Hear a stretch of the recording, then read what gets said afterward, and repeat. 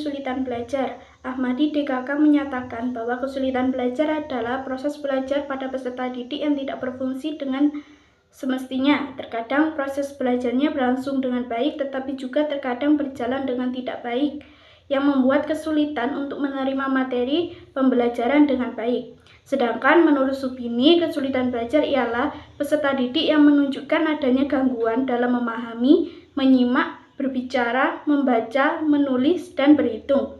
Artinya, peserta didik dalam proses pembelajaran di sekolah atau di rumah akan kesulitan dalam memahami, menyimak apa yang dijelaskan oleh guru, kesulitan dalam membaca dan menulis, serta berhitung. Berdasarkan uraian di atas, dapat disimpulkan bahwa kesulitan belajar adalah suatu permasalahan dalam proses belajar yang menyebabkan peserta didik tidak dapat mengikuti proses pembelajaran dengan baik. Layaknya peserta didik pada umumnya yang ditandai dengan adanya hambatan-hambatan tertentu sehingga peserta didik tidak dapat mencapai hasil belajar dengan sesuai atau dengan baik seperti yang diharapkan. B. Ciri-ciri kesulitan belajar. Ciri-ciri peserta didik yang mengalami kesulitan belajar yaitu 1. Sukar dalam menyerap materi. Artinya peserta didik yang mengalami kesulitan belajar yaitu ketika proses pembelajaran di rumah atau di sekolah, peserta didik tersebut akan kesulitan dalam memahami pelajaran yang sedang dipelajari. Yang kedua, malas dalam belajar. Peserta didik yang mengalami kesulitan belajar akan cenderung malas dalam belajar. Peserta didik akan memilih untuk melakukan aktivitas lain seperti bermain game daripada belajar. Yang ketiga, tidak dapat menguasai materi. Artinya, peserta didik yang mengalami kesulitan belajar yaitu akan sulit untuk menguasai materi dari penjelasan guru sehingga akan mengalami ketertinggalan daripada teman-teman yang lain. Yang keempat, yaitu mengabaikan tugas-tugas yang diberikan guru. Peserta didik yang mengalami kesulitan belajar akan mengabaikan tugas-tugas yang diberikan oleh guru. Ketika diberikan tugas, peserta didik tersebut tidak langsung mengerjakan, tetapi akan menunda-nunda untuk mengerjakannya, sehingga akan terlambat untuk mengumpulkan tugas-tugasnya dibandingkan dengan teman-temannya. Yang kelima atau yang terakhir yaitu peserta didik mendapatkan nilai yang rendah. Artinya peserta didik yang mengalami kesulitan belajar maka akan mengalami penurunan nilai, bahkan prestasinya dalam belajar itu menurun. Baik, untuk poin yang ketiga yaitu faktor-faktor kesulitan belajar. Yang pertama yaitu faktor internal yang terdiri dari yang pertama kondisi fisik.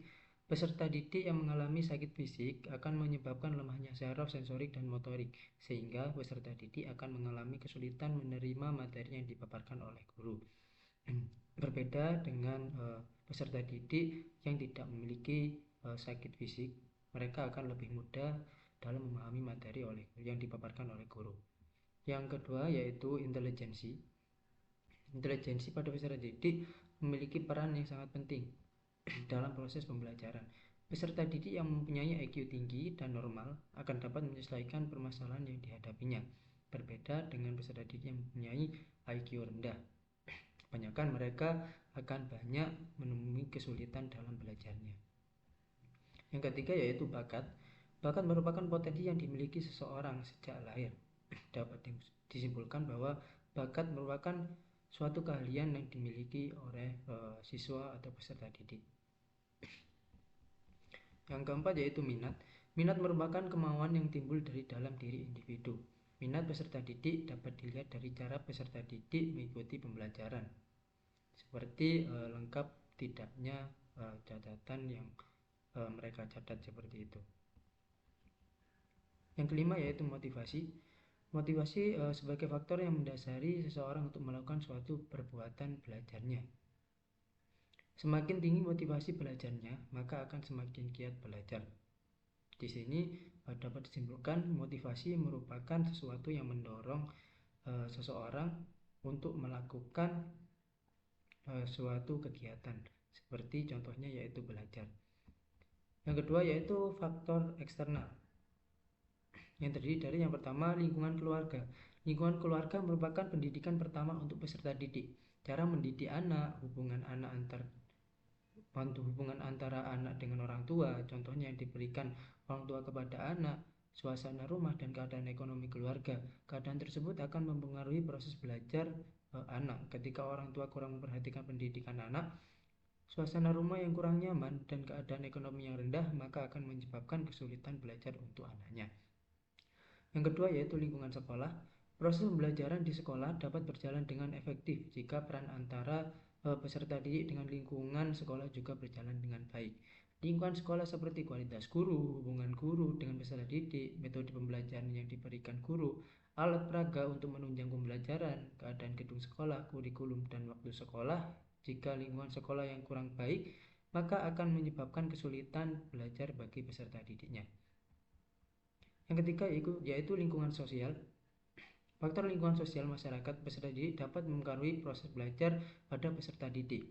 Di antaranya faktor media sosial, lingkungan pertemanan peserta didik, lingkungan masyarakat setempat yang peserta didik tinggal, dan keikutsertaan kegiatan masyarakat. Jika peserta didik terlalu sering mengakses sosmed, maka tugas-tugas yang diberikan guru akan malas untuk dikerjakan. Begitu juga dengan lingkungan pertemanan peserta didik. Jika peserta didik berteman dengan seorang yang tidak bersekolah, maka peserta didik akan malas untuk mengerjakan tugas-tugas. Begitu pula sebaliknya.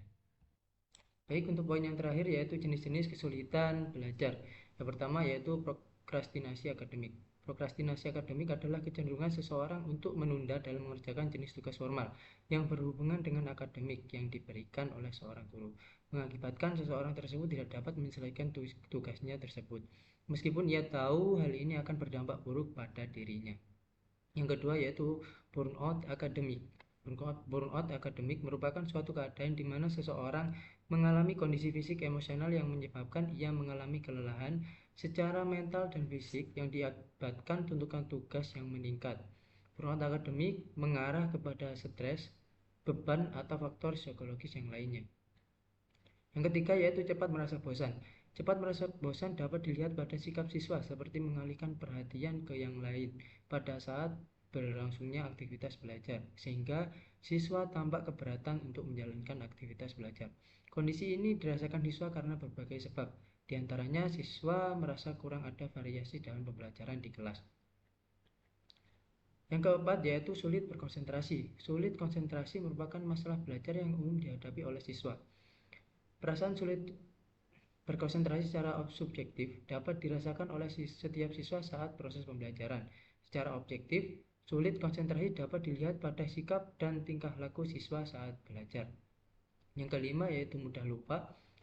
Lupa ialah hilangnya kemampuan untuk menyebut atau memproduksi kembali apa-apa yang sebelumnya sudah kita pelajari. Secara sederhana dapat didefinisikan lupa sebagai ketidakmampuan mengenal atau mengingat sesuatu yang pernah dipelajari atau dialami. Yang keenam yaitu malas. Menurut pandangan pendidikan Islam, malas diartikan al-kasal yang didefinisikan Al-Munawi, yaitu melainkan hal-hal yang tidak sepantasnya dilupakan. Keadaan malas merupakan hambatan belajar sehingga siswa mengalami kesulitan belajar. Sikap malas terlihat pada perilaku siswa yang enggan untuk melaksanakan tugas yang diberikan oleh guru. Sikap malas merupakan cerminan dari kurangnya adanya motivasi belajar pada siswa. Motivasi memegang peranan penting dalam keberhasilan belajar siswa, karena motivasi merupakan salah satu jenis semangat belajar siswa dalam pembelajaran. Yang ketujuh yaitu mudah lelah. Keadaan mudah lelah dialami oleh sebagian siswa yang mengalami kesulitan belajar. Mudah lelah merupakan kondisi fisik yang tampak pada siswa yang duduk bersandar, merebahkan badan di meja, bahkan ketiduran saat belajar. Kelelahan dapat dibedakan menjadi dua macam, yaitu kelelahan jasmani dan kelelahan rohani. Kelelahan jasmani terlihat dengan lemah lulainya tubuh dan timbul kecenderungan untuk membaringkan tubuh. Sedangkan kelelahan rohani dapat dilihat dengan adanya kelesuan dan kebosanan, sehingga minat dan dorongan untuk menghasilkan sesuatu hilang. Dari orang tersebut dapat diketahui bahwa kelelahan mengaruhi proses belajar sehingga membuat siswa kesulitan dalam belajar.